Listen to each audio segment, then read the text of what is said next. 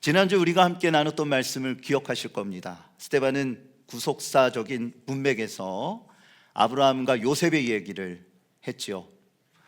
믿음의 조상들이 어떻게 하나님께 소명을 받았고 어떤 가나안을 향해서 나아가게 되었는가, 이 중추적인 역할을 했던 두 인물을 소개하면서 그는 언약과 어떤 하나님의 섭리가 무엇인지를 설명하는 이러한 내용을 함께 나누었습니다. 그러면서 오늘 본문은 모세의 이야기로 넘어갑니다. 모세는 120년의 삶을 살았는데 스데반은 40년씩 세 부분으로 나누어서 그의 인생을 설명하며 모세를 통하여 하나님께서 어떠한 일을 이루셨고 그의 모습을 통해 예수 그리스도가 어떻게 드러나는지를 설명하는 부분이 오늘 본문의 내용입니다.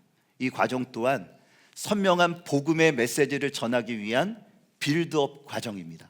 그래서 지난주, 이번 주, 그리고 다음 주까지 이 빌드업 과정에 대한 이 말씀을 우리가 함께 나눌 것입니다.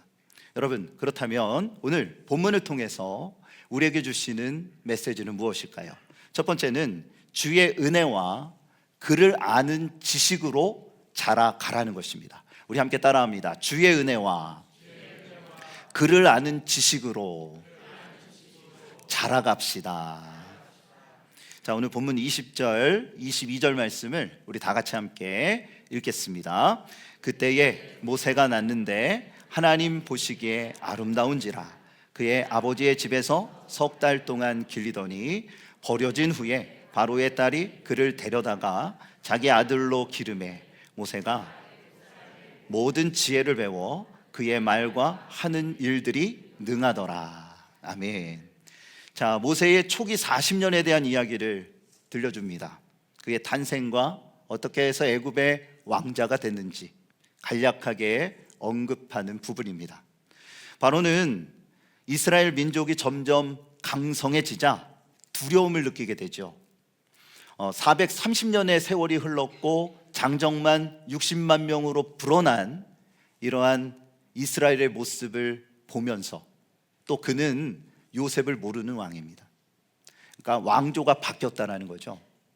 그로 인해서 이스라엘을 견제하기 시작했습니다. 그가 펼쳤던 정책은 이거예요. 남아 제한 정책. 남자 아기는 죽이고 여자 아기는 살려두는 것입니다. 아이가 태어나자마자 성별을 구별해서 남자 아기는 나일강에 버리라는 거죠. 이때에 모세의 부모가 출산을 하게 됩니다.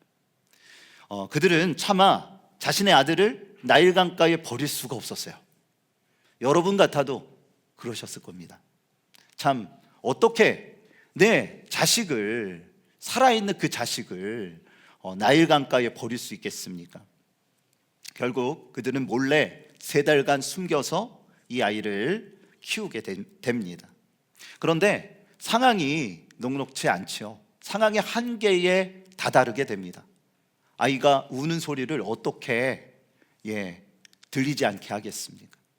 또 여러 가지의 많은 변화와 상황 속에서 결국 그들은 어쩔 수 없이 아기를 나일강가에 띄우기로 합니다. 그래서 뭐를 만드냐 하면 갈대 상자를 만드는 거예요. 갈대를 엮어서 거기에 나무 진과 역청을 바릅니다. 방수 처리를 했다는 거죠. 그리고 아이를 그 안에 누인 후에 나일강 유역의 갈대 사이에 띄웁니다. 그러니까 그 갈대 상자가 떠내려가게 두는 게 아니고 그 유역 안에 있을 수 있도록 그렇게 그들이 노력을 하면서 이 갈대 상자를 띄워 놓았습니다. 이때에 하나님의 놀라우신 섭리와 계획하심이 드러납니다. 애굽의 공주가 때마침 목욕을 하러 나온 겁니다. 그때에 이 모세의 울음소리를 듣고 이 공주는 아기가 지금 여기 있구나, 저 상자인가 보다 라고 생각을 하고 그 상자를 건져내오게 하죠. 그 안에 누가 있었어요? 제가 지금 누구 얘기하고 있는 거예요? 제 얘기하고 있는 거 아니에요. 모세가 그 안에 있었어요. 직감합니다. 이 아이는 히브리 아이구나 라는 걸 직감하죠. 그때에 하나님이 또 놀라운 섭리 가운데 그의 마음에 감동을 주십니다. 그래서 모성애가 들끓어요. 이 남아 제한 정책을 펼친 사람이 누구예요? 그 펼치고 있는 사람 자신의 아버지예요. 그런데 이 딸이 어떻게 합니까? 아버지의 명령에 순종하기보다 하나님께서 주시는 마음을 따릅니다. 그래서 모세가 살 수 있는 방법이 딱 하나밖에 없죠. 뭘까요? 신분이 바뀌는 거예요. 그래서 자신의 양자로 삼게 됩니다. 모세는 왕자의 신분으로 궁에서 성장합니다. 우리가 읽었더니 말씀해 보니까 모세가 애굽 사람의 모든 지혜를 배워 그의 말과 하는 일들이 능하더라. 그는 능력의 사람으로 성장하게 된 것입니다. 그리고 나서 40년의 세월이 흘렀어요.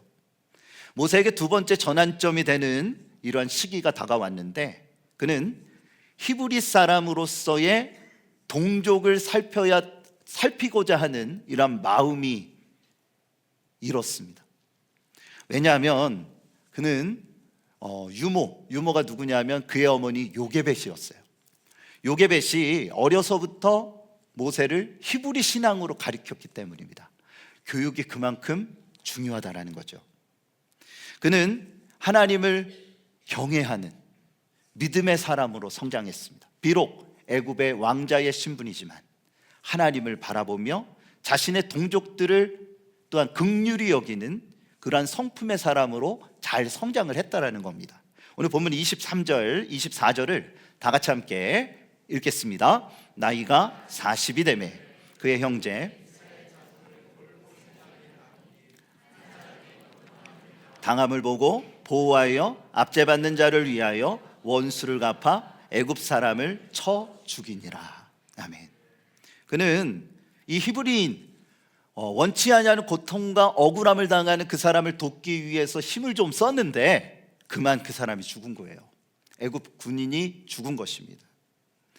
역사를 살펴볼 때 그는 정치적으로 바로의 강력한 라이벌, 다음 대권, 다음에 왕이 될 수 있는 이런 강력한 위치에 있었어요. 결국 이 사건으로 인해서 바로의 눈밖에 나게 되고 하나님의 표적이 되어서 내가 여기서는 생존할 수 없겠다라는 판단을 하게 됩니다. 결국 황급하게 미디안 광야로 도망쳐 그로부터 은둔의 삶을 살게 돼요. 자그마치 몇 년 동안요? 40년 동안. 여러분 한번 생각을 해보세요. 그가 잠시 숨어 있으면 되겠지라는 생각을 하지 않았을까요? 그 잠시가 40년이 될 거라고는 상상하지 못했을 것입니다.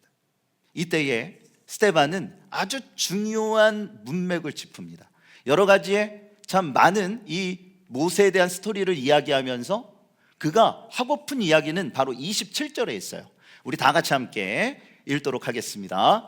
그 동물을 해치는 사람이 모세를 밀어뜨려 이르되 누가 너를 관리와 재판장으로 우리 위에 세웠느냐. 아멘. 누가 너를 관리와 재판장으로 우리 위에 세웠느냐. 이 말은 이중적인 의미를 갖고 있습니다. 하나는 말 그대로 네가 뭔데 우리의 관리와 재판관 노릇을 하느냐라는 거예요. 네가 무슨 권리와 어떠한 능력이 있기 때문에 어떠한 지위가 되기 때문에 이러한 일을 감당하는 것이냐. 웃기지 말아라. 이렇게 얘기를 하는 거예요. 모세의 리더십을 부정했다라는 거죠. 그리고 다른 하나는 이것입니다. 이것이 스데반이 하고픈 이야기예요. 하나님이 절대 주권으로 모세를 선택하셔서 이스라엘의 지도자로 세우셨다라는 것입니다. 그래서 모세에게 무엇을 주십니까? 시내산에서 율법을 주시잖아요. 이스라엘의 신앙의 근간을 형성하게 하는 율법의 말씀을 하나님께서는 이미 오래전에 그를 통해서 이루고자 하시는 뜻을 두셨다라는 거죠. 이것이 바로 하나님의 절대 주권이라는 것입니다. 이 모든 것들을 하나님께서 계획하셨고 이루셨다. 자, 여기까지 이야기를 들어볼 때 여러분 종교 지도자들이 이 이야기에 웃기는 소리 하지 마, 나는 그렇게 생각하지 않아 라고 반대할 만한 이러한 이야기가 있을까요? 그렇죠. 뭐라고 말씀하시는 것 같은데 없어요. 맞는 말을 하고 있는 것입니다. 모세가 바로 그런 인물이지 라는 이야기를 하고 있는 것입니다. 그런데요, 그가 하고픈 이야기는 뭐냐면 이거예요. 이제 40살이 되었을 때 미디안 광야로 나아가기 그 직전의 이 사건, 그의 인생을 은둔 생활의 40년으로 이끌었던 이 사건, 이때에 그를 향하여 무심코 말을 던졌던 그 사람, 그리고 모든 이스라엘 사람들이 모세가 누구인지를 알아보았느냐라는 것입니다. 하나님이 선택한 사람으로 그들이 바라보았느냐라는 것입니다. 그들은 그러지 않았어요. 모세를 알아보지 못했다라는 것입니다. 왜냐하면 영적으로 무지했기 때문이죠. 스데반은 이야기를 하고 싶은 거예요.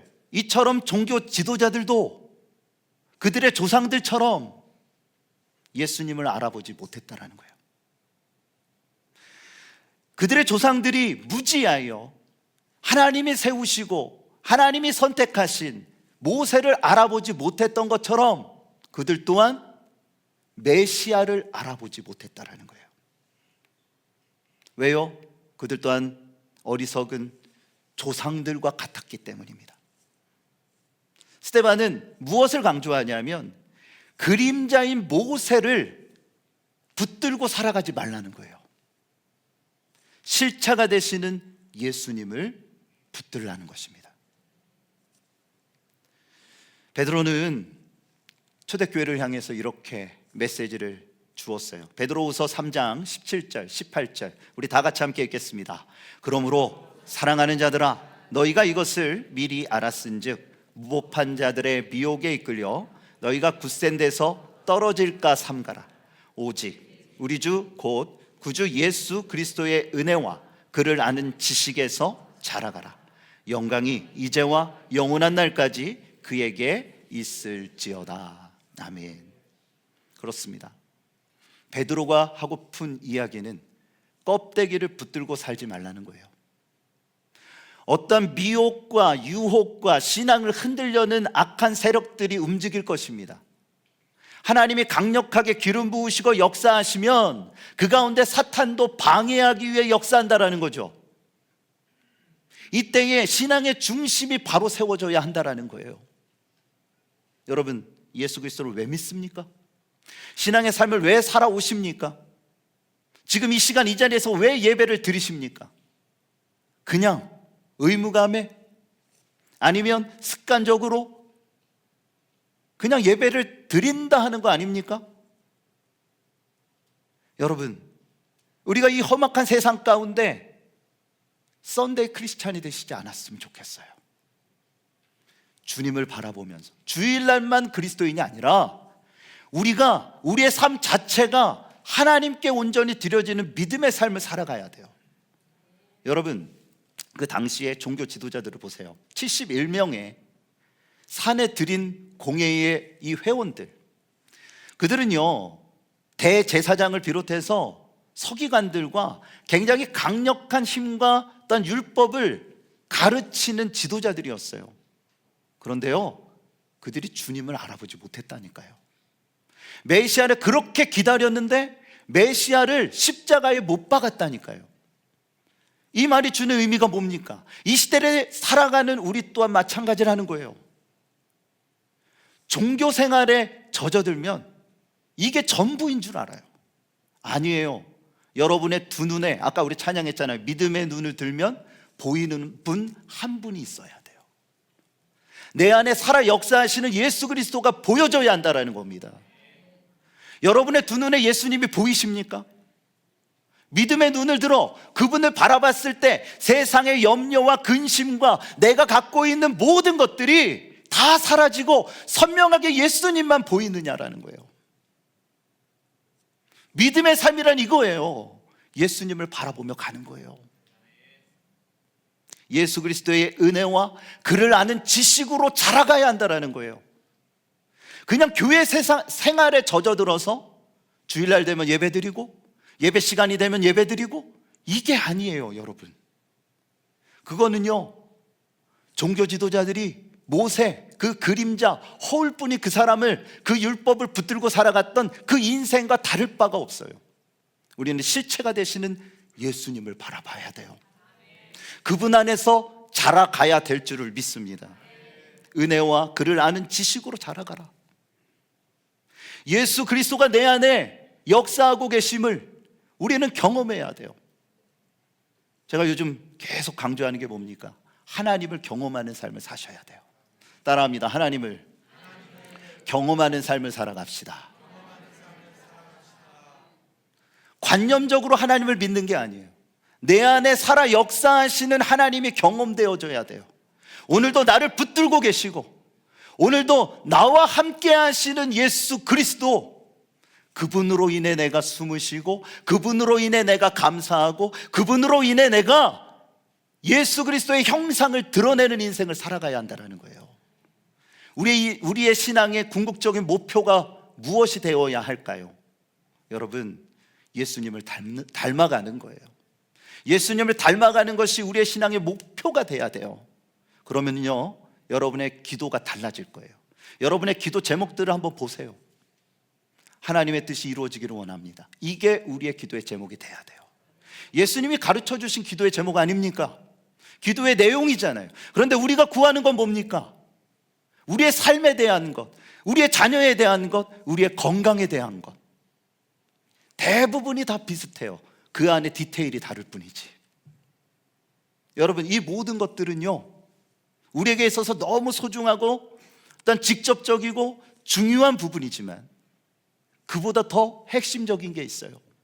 예수 그리스도라는 것입니다. 예수님 안에 내가 있을 때 이 모든 것 또한 이루어 주신다라는 거예요. 순서가 바뀌어서는 안 돼요. 그러면 예수님 시대에 살았던 종교 지도자들, 유대인들과 다를 바가 없다라는 것입니다. 여러분, 내 안에 역사하시는 하나님을 경험하며 그분 안에서 자라나시기를 주님의 이름으로 축복합니다. 그럴 때 세상에서, 우리가 험악한 이 세상에서 살아갈 때 흔들리지 않아요. 동남풍이 불고 서부풍이 분다 할지라도 흔들리지 않고 예수님만 바라보고 가는 거예요. 그 누가 무슨 말을 한다 할지라도, 어떠한 상황이 내 눈에 펼쳐진다 할지라도 오직 예수님만 따라가겠습니다. 그러면 성령께서 여러분을 붙들어 주시고 모든 상황을 조성시켜 주십니다. 주님만 바라보며 믿음으로 나아갈 수 있는 그 길을 열어주신다는 게 겁니다. 이게 뭐예요? 하나님을 경험하는 삶이에요. 내가 원하는 대로 되는 게 아니라 아버지의 뜻에 따라가는 믿음의 역사, 성장하는 신앙이라는 것입니다. 두 번째, 우리에게 주시는 메시지는 선한 목자이신 오직 예수님을 따라가라는 거예요. 따라합니다. 선한 목자이신 오직 예수님을 따라갑시다.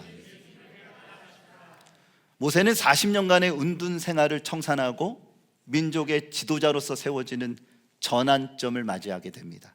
자, 오늘 보면 30절인데요. 다 같이 함께 읽겠습니다. 40년이 참에 불꽃 가운데서 그에게 보이거늘. 아멘. 자, 하나님은 모세를 시내산, 다른 이름이 또 있죠. 호렙산이라고 불립니다. 떨기 불꽃 가운데에서 그를 만나 주셨습니다. 그때 나이가 몇 살일까요? 80세였어요. 여러분, 80 하면, 죄송합니다, 우리 80세 가까운 혹은 넘으신 우리 어르신들이 계실 텐데, 80 하면 대부분의 사람들이 인생을 정리할 시점이잖아요. 이제 모든 게 끝났다. 아까 말씀드렸죠. 잠시 잠깐이라 생각했던 그 세월이 40년이 흘렀어요. 그때의 그의 마음은 어땠을까요? 나는 이제 돌아갈 거야. 누군가가, 나의 어머니가 나를 찾아주겠지. 등등의 여러 생각들을 했을 겁니다. 왜요? 그는 권력의 정점에 가까이 있었던 사람이었거든요. 그런데 시간이 지날수록 잊혀지는 거예요. 1년이 지나고 2년이 지나고 10년이 지나고 이때쯤 되니까 좀 내려지기도 해요. 그런데 갑자기 화도 납니다. 야, 어떻게 사람들이 그런가? 20년이 지나고 30년이 지나고 39년이 지났을 때 모든 것들이 내려집니다. 아유, 그래, 지금까지 나를 찾지 않았는데 나를 그들이 기억이나 하겠는가? 나는 이미 잊혀진 사람이고 내 인생이나 잘 정리하면 되겠지 라는 생각을 했을지도 모릅니다. 그런데 이게 웬일이에요? 하나님께서 그의 인생이 다 끝났다라고 스스로 여겨지는 그 시점에 거부할 수 없는 사명을 주시는 거예요.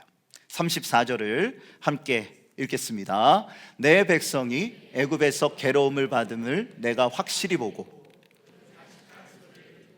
그들을 구원하려고 이제 내가 너를 애굽으로 보내리라 하시니라. 아멘. 힘도 다 빠졌어요. 40년 전에 그가 배우고 습득했고 또한 능력이 있었던 애굽의 모든 이러한 왕자로서의 기술들과 모든 것들은 다 이미 잊혀졌어요. 요즘 같은 세상에 1년만 지나도 금방금방 모든 것들이 변하잖아요. 그에게 있어서 하나님, 이제 힘도 없고 머리는 점점 굳어져 가고 참 힘들고 어려운 이 모든 상황 속에서 나를 왜 부르십니까? 그런데 스데반은요, 모세가 소명을 받기 이전의 80년의 삶을요 훈련으로 봅니다. 그는 왕자로서 뛰어난 훈련을 받았어요. 비록 40년 전이지만. 또 목자로서 그가 40년을 살았는데 하나님의 양들을 이끌 리더십을 배우는 아주 중요한 과정으로 해석을 합니다. 왜냐하면 그가요, 그 수많은 또래들 중에 은혜로서 유일하게 살아남은 이유가 거기에 있었기 때문입니다. 또한 고된 훈련을 통해서, 그가 오랜 기다림을 통해서 준비된 목적이 하나님의 거룩하신 계획 안에 있었기 때문입니다. 스데반은 이렇게 말합니다. 35절, 36절 함께 읽겠습니다. 그들의 말이 재판관으로 세웠느냐 하며 거절하던 그 모세를 하나님은 가시나무 떨기 가운데서 보이던 천사의 손으로 관리와 속량하는 자로서 보내셨으니 이 사람이 백성을 인도하여 나오게 하고 애굽과 홍해와 광야에서 40년간 기적과 표적을 행하였느니라. 아멘. 자, 다시 그 이야기를 소환합니다. 이름 모를 그 누굽니까? 그에게 아주 그냥 독서를 쏟아 부었던 그 사람의 이야기를 합니다. 누가 너를 관리와 재판관으로 세웠느냐? 거절했던 그들 누굽니까? 이스라엘 백성들을 이야기하는 거죠. 그런데 뭐라고 이야기해요? 하나님이 그 사람을 관리와 속량하는 자로서 보내셨다라는 것입니다. 하나님이 선택하셨고 하나님이 그 사람을 통하여 하나님의 위대한 역사를 이루시는데 그게 뭐냐? 출애굽이라는 거예요. 요셉을 통하여 430년 전에 애굽에 들어왔지만 그들은 이제 고센 땅에서 장정만 60만 명에 이르는 거대한 민족이 되어 그 아브라함에게 가라 하셨던 그 땅을 향하여 나아갈 수 있도록 모세를 세우셨다라는 거예요. 그에게 능력을 주십니다. 기적과 이적을 베풀게 하십니다. 스데반은 이 이야기를 통해서 그들이 가장 존경하는 그 모세, 그는 한낱 그림자일 뿐임을 얘기하는 거예요. 그가 하고픈 이야기는 뭐냐? 자, 관리와 속량하는 자로서, 속량한다. 뭐를 속량합니까? 예수님이 이 땅에 오셔서 행하시는 사명, 그 사역은 무엇입니까? 우리의 죄를 대신 지고 십자가에서 죽으시는 일이에요. 여러분, 구약에서 죄는요, 죽음 외에는 사하심을 받을 수 있는 방법이 없어요. 그래서 저들이 희생제사, 속죄제를 드릴 때 어떻게 합니까? 자기가 죽을 수 없으니 희생제물이 나를 대신해서 죽는 거예요. 구약에 나오는 죄사함이라는 의미는 죄를 덮는 것입니다. 그런데요, 예수 그리스도께서 십자가에 달려 우리의 죄를 대속하셨다는 의미는 죄를 완전히 사하는 것입니다. 이것이 달라요. 우리의 모든 이 원죄와 이 세상 가운데 살아가는 우리의 모든 죄를 사하는 능력은 오직 하나님으로부터 나온다라는 거예요. 사람의 노력과 사람의 어떤 희생이 아니에요. 자기 자신을 주심으로 우리를 위하여 자기 자신을 희생하신 하나님의 그 사랑이 우리를 죄 사함을 얻게 하고, 표현대로 하자면 속량을 받게 하시고 하나님의 자녀되게 하셨다라는 것입니다. 스데반이 하고픈 이야기는 이거예요. 모세를 통하여 너희들이 그렇게 존경하고 그렇게 따르고 그렇게 생명처럼 여기는 모세와 그 율법, 이 모든 것은 곧 예수 그리스도와 복음으로, 이것이 진짜라는 거죠. 그것은 모세와 율법은 그림자일 뿐이고 실체는 누구냐? 바로 예수 그리스도와 복음이라는 거예요. 그것을 보지 못하면 그것은 잘못된 신앙이고 하나님이 원하시는 길이 아니라는 것입니다. 선한 목자이신 예수님을 따라가는 것, 이것이 믿음의 길입니다. 여러분, 선한 목자가 되시는 예수님을 바라봐야 돼요. 예수님이 이렇게 말씀하십니다. 요한복음 10장 14절에서 15절에 함께 있습니다. 나는 선한 목자라. 나는 내 양을 알고 양도 나를 아는 것이 아버지께서 나를 아시고 내가 아버지를 아는 것 같으니 나는 양을 위하여 목숨을 버리노라. 여러분, 나는 내 양을 알고 양도 나를 아는 것이라고 말씀하고 계십니다. 아주 주는 의미가 오늘 문맥에 따르면 너무너무 중요해요. 종교 지도자들은 스스로 생각하기를 하나님을 안다라고 생각했어요. 그런데 하나님은 너희를 모른다 말씀하십니다. 우리 또한 마찬가지예요. 내가 하나님을 안다 그렇게 믿고 일평생 살아왔는데 하나님이 나를 모르신다라고 하면 여러분, 이거는 어떻게 되는 겁니까? 그러기에 주의 은혜와 하나님을 아는 지식 안에서 자라가야 돼요. 내가 믿고 싶은 대로 믿고 내가 구하고 싶은 대로 구하는 건 신앙이 아니에요. 여러분, 하나님이 나를 아신다 해야 돼요. 하나님에게 내가 발견되어졌고 하나님의 자녀로서 인정을 받아야 돼요. 나 혼자 그렇게 생각하는 것이 아니라. 선한 목자는 양을 살리기 위해 목숨을 바쳤습니다. 이것이 십자가의 사랑이에요. 그러므로 우리는요, 내가 달려가고픈 길을 달려가는 게 아니고 다시 따라합니다. 내 자신을 꺾고 예수님을 따라가야 합니다. 주의 인도하심 따라, 주의 인도하심 따라. 예, 감사합니다. 어디든지 주를 따라 우리는 가야 돼요.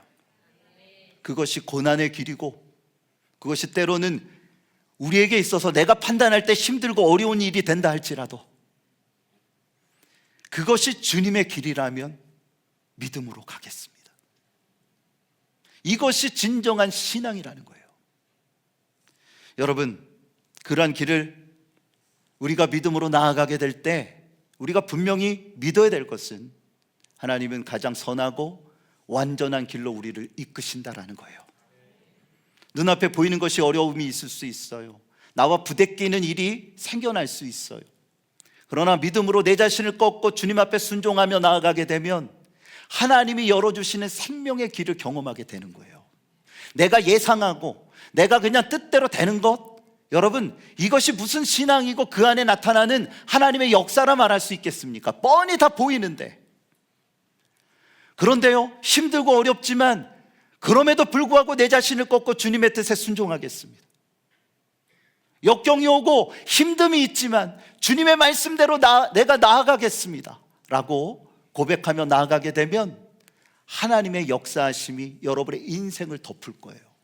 주님께서 여러분을 붙들어 주시고 전혀 생각지 못했으나 하나님께서 모든 길을 인도하시고 아까 그 고백대로 가장 선하고 완전한 길로 여러분을 이끌어 주실 것입니다. 그러기에 신앙은 모험이에요. 믿음의 모험인 것입니다. 미국에 콜로라도라는 주가 있습니다. 여기에 한 스키장이 있는데, 여러분, 시각장애인이 스키를 탈 수 있을까요? 없을까요? 없으면 제가 말도 꺼내지 않았을 겁니다. 여기에 보면 그 스키장이요, 시각장애인도 이용할 수 있는 코스가 있답니다. 시각장애인이 스키를 타러 오면 빨간 조끼를 입히는데 거기에 이렇게 써 있대요. 나는 시각장애인입니다 라는 글씨가 쓰여져 있다라고 합니다.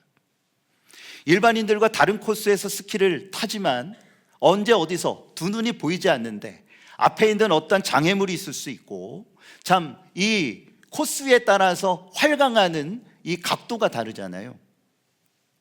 어떻게 사고가 일어날지 모릅니다. 그러기에 이 조끼를 입히고 그에게 2명의 도우미가 붙는데요. 가이드가 있는 거예요. 그래서 앞선 가이드는요, 크게 음악을 튼대요. 크게 음악을 틀어서 이야기하는 거예요. 이 음악 소리만 듣고 쫓아오면 돼요. 그러면 이 시각장애인이 가이드가 틀어놓은 음악 소리를 듣고서는 이제 스키를 타는 거예요. 천천히 내려갑니다. 그리고 이제 도우미는 뒤에서 쫓아가요. 그러면서 그의 방향이 잘못되거나 속도가 너무 빠르거나 여러 가지의 변화되는 이러한 상황들이 있으면 휘스를 분대요. 신호가 이제 서로 맞춘 신호가 있겠죠. 휘슬이 몇 번 울리면 어떻게 하고 저렇게 하고 하는 이러한, 그래서 오른쪽 왼쪽 천천히 멈춤 등의 이 사인을 통해서 눈이 보이지는 않지만 이 두 사람의 도움을 통해 스키를 탄다라는 거예요. 우리의 인생도 활강하는 스키의 코스와 같을 때가 많습니다. 여러분, 스키 타시죠? 안 타시죠? 잘 모르시겠죠? 요즘은 뭐 골프가 워낙 대중 스포츠가 되다 보니까. 그런데 요즘 이제 스키를 한참 타는 이러한 시즌이잖아요. 저도 멋모르고 스키 탔다 죽을 뻔한 적이 있습니다. 스키를 타기 위해서는 좌우를 잘 틀어야 돼요. 속도를 조종할 줄 알아야 됩니다. 설 줄 알아야지 스키를 즐길 수가 있는 것 같아요. 우리 또한 마찬가지입니다. 인생의 여러 가지 일들을 우리는 겪습니다. 때로는 앞으로 나아가고 방향을 틀기도 하고 멈출 때도 있고 속도를 내야 될 때도 있습니다. 그런데 이걸 잘 알면 이 세상에 성공 못할 사람은 아무도 없을 겁니다. 여러분, 한치 앞도 모르는 것이 우리의 인생입니다. 그러기에 주님의 인도하심을 받아야 돼요. 주의 인도하심 따라, 주의 인도하심 따라, 어디든지 주를 따라. 여러분, 주의 음성에 집중하는 여러분의 삶이 되어주시기를 축복합니다. 주님이 주시는 신호를 분별할 수 있어야 돼요. 또한 성령의 감동과 역사하심을 구하십시오. 아침에 눈 뜰 때에, 아침에 깰 때에 제일 먼저 무슨 기도하라고요? 따라합니다. 성령님, 내 안에 역사하여 주옵소서. 한 번 더 따라합니다. 성령의 충만함을 주옵소서. 아무리 바쁘고 힘들어도 이 기도는 10초면 돼요. 성령의 인도하심을 먼저 구하고 하루를 시작하시기를 바랍니다. 그러면 성령께서 여러분의 인생의 길을 붙들어 주실 거예요.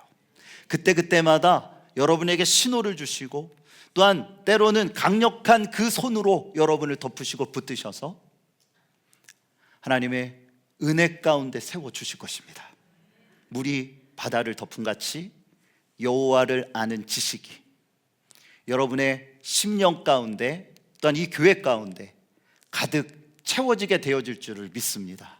더욱더 주님 바라보며, 여러분, 껍데기 붙들고 살아가는 인생이 아니라 실체가 되시는 예수 그리스도를 붙들고 믿음으로 따라가는 여러분의 인생이 되어지시기를 우리 주 예수 그리스도의 이름으로 축복합니다.